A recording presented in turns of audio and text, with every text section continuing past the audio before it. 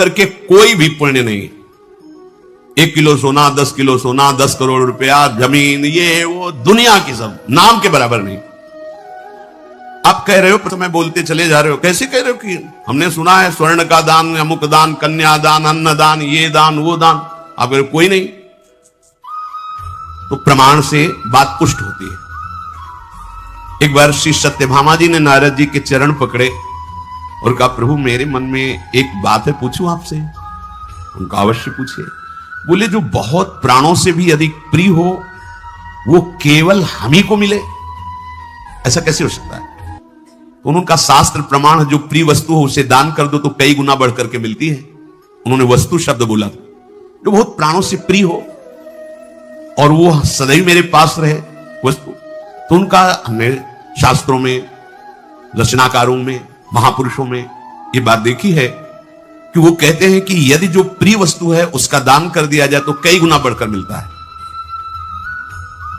अच्छा, क्योंकि भगवान सबके प्राण प्रिय है, रुक्मिणी जी के भी है, जाम्बवती जी के भी है, कालिंदी जी के भी है, और भी।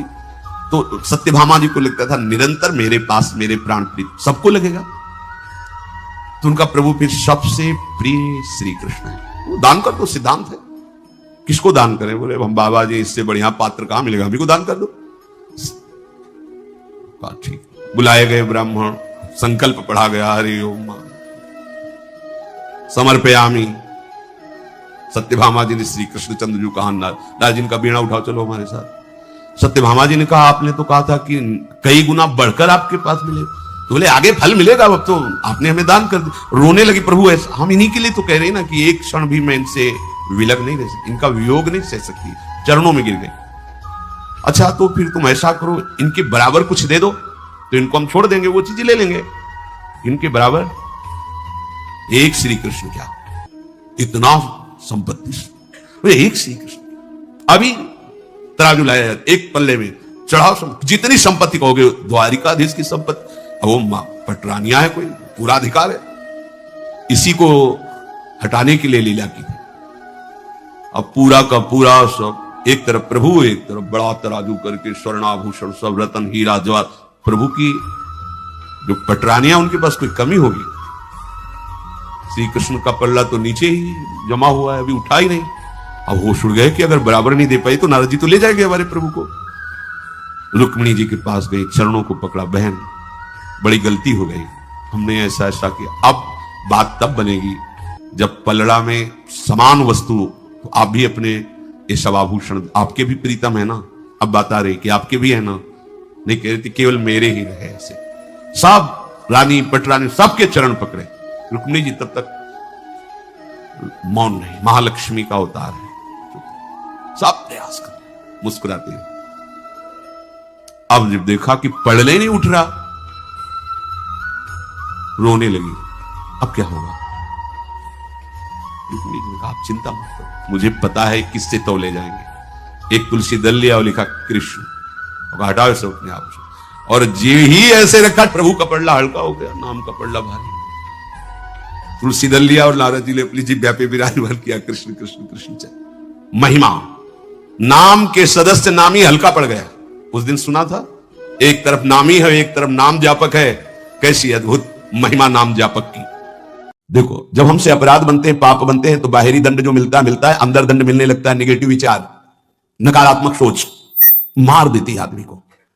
आप लोग समझिए, आपके पाप को कोई नहीं जानता है, तो ये मत समझो कि हम आगे बढ़ते चले जाएं पाप मार्ग में। नहीं, उसका दंड विधान जो बाहरी होगा वो तो होगा ही। शरीर ने पाप किया तो दंड मिलेगा, पर मुखिया मन ने पेशकार बनकर बुद्धि से स्वीकृति करा ली तो दोनों को दंड मिलेगा, बुद्धि को भी और मन को भी। क्या दंड मिलेगा? वो पाप नकारात्मक सोच, नास्तिकता पैदा कर देगा, निगेटिव विचार पैदा कर देगा। मार दिया। अनंत जन्मों में हमको आज मनुष्य जन्म मिलकर के भगवत प्राप्ति का अवसर मिला था। नकारात्मक, नास्तिकता, ये दोनों बराबर उसको पीड़ा पहुंचाएंगी। हमारी कामना नहीं पूर्ण की तो हम भगवान को गालियां देने लगे, भगवान के विरुद्ध। ये क्या है? क्या है? तुमने कभी बैठकर अपनी स्थिति की तरफ विचार किया कि हम किधर जा रहे हैं? कम से कम हम गलत हैं पर सत्य को स्वीकार कर रहे हैं, तो निकलने का तो रास्ता है। आपने तो निकलने का ही रास्ता बंद कर दिया नास्तिकता ला करके। कम से कम हम गलत हैं पर हम सकारात्मक सोच के द्वारा अपनी गलती को सुधार तो सकते हैं। आपने नकारात्मक सोच के द्वारा अपना नाश प्रारंभ कर लिया। बहुत ध्यान देने योग्य विषय है। और कोई दंड दे या ना दे, बैठे बैठे नकारात्मक सोच आपको जलाती रहेगी। जगत चिंतन का परिणाम ये देह है, चिंता है, शोक है, भय है, नकारात्मक चिंतन।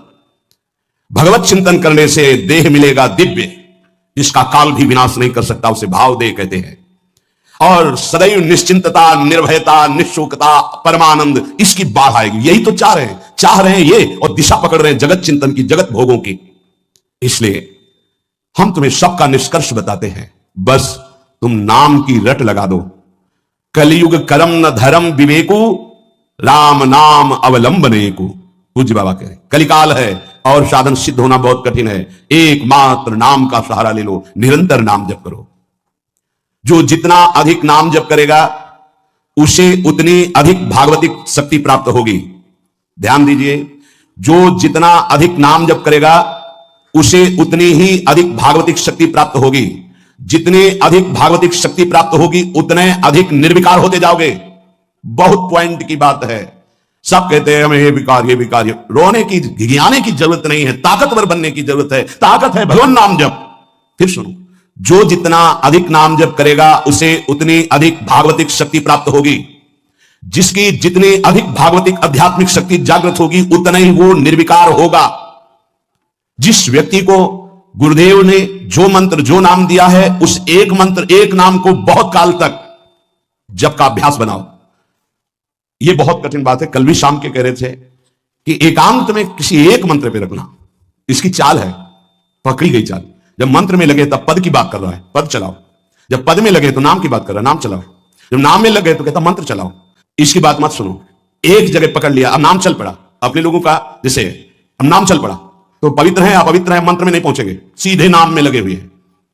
अब अचानक मंत्र चलने लगा, अब मंत्र पे पूरी एकाग्रता हो गई। पद चलने लगा तो पद पे पूरी, भाग तो कहां भागेगा, आना पड़ेगा इसी घेरे में। मंत्र चल रहा है, वो श्रद्धा कर रहा है, इस समय पद गाओ, इस समय पद में चलो। बार बार विक्षेप बिल्कुल नहीं सुनना, बार बार मंत्र, क्योंकि जब पद में जाओ बहुत लाभ प्राप्त होगा। सब इस समय हमें यह नहीं देखना कि मानसिक से कितना लाभ है, उपांशु से कितना, ये सब बातें मत देखो। अरे वाचिक से 10 गुना उपांशु, उपांशु से 100 गुना मानसिक, ये गुना हमें नहीं चाहिए। इस समय हमें भगवदाकार वृत्ति करनी है। हमें कोई लाभ हो हानि हो, गुना से मतलब नहीं है। वहां जपने से इतना लाभ, वहां जपने, हमारा केवल लक्ष्य है प्रभु का स्मरण। पकड़ो बात। अब वो अगर मानसिक नहीं हो रहा तो उपांशु आते हैं, उपांशु नहीं हो रहा तो वाचिक आते हैं, वाचिक नहीं तो हम कीर्तन करते हैं। छोड़ेंगे नहीं, तुम्हें बख्शेंगे नहीं। अनन्य चेता सततम, हमें सतत अनन्य चित्त को अपने आराध्य देव में जोड़ना है। जिस उपासक में भोगों की त्याग वृत्ति अधिक है वो बहुत जल्दी सिद्ध होता है। पकड़ो, जो पुरुषार्थ तो करता है पर साथ में भोगों को भी भोगता है, उसकी आसक्ति भजन में नहीं हो पाती, वो आगे नहीं बढ़ पाएगा जब तक वो अपनी वृत्ति को सुधारेगा नहीं। जो तत्व ज्ञान प्राप्त करना चाहता है या प्रेम प्राप्त करना चाहता है, उसको चाहिए कि सदगुरु की अधीनता स्वीकार कर ले, क्योंकि बिना सदगुरु की अधीनता के उसे परिपक्व अवस्था प्राप्त नहीं होगी। जो सदगुरु बतावें, नियम दे, उनका अक्षरशः पालन करे। जब सदगुरु की कृपा से अधिक जप होने लगता है तो शरीर के परमाणु नामाकार मंत्राकार हो जाते हैं। जैसे आपको सत्संग में याद हो बताया कि पूज्य बाबा श्रीधर जी के जब चरण चापने 8 बजे रात्रि के जाते थे तो चरण स्पर्श करते ही ऐसा लगता मशीन फिट हो गई हृदय में, मंत्र ऐसे चलने लगता। तो अधिक समय बाबा की समीपता में बिताने की कोशिश करते, पर वो जब एकदम भाव में डूब जाते तो अपने लोग छोड़ के चल देते थे, विक्षेप ना पहुंचे उनको। बड़ी उत्तम अवस्था पूज्य बाबा की, बड़ी उत्तम अवस्था। भजन और दैन्यता, ये 2 जीवन में उनके बहुत जोर की थी। कहीं कोई किसी भी तरह का अभिमान नहीं। दैन्यता की मूर्ति और भजन के तो इतने भूखे, ये रात दिन करने पर जो वैष्णव जाए उससे यही भिक्षा मांगते थे, राधा रानी से प्रार्थना कर दो कि थोड़ा भजन बन जाए। यहां थोड़ा भी भजन नहीं बनता और हम कहते हैं भजनानंदी, और वो भजनानंदी और वो कह रहे कि थोड़ा भजन बन जाए। क्या भजन से प्रीति है उनकी। अधिक जप करने से शरीर के परमाणु मंत्राकार नामाकार हो जाते हैं।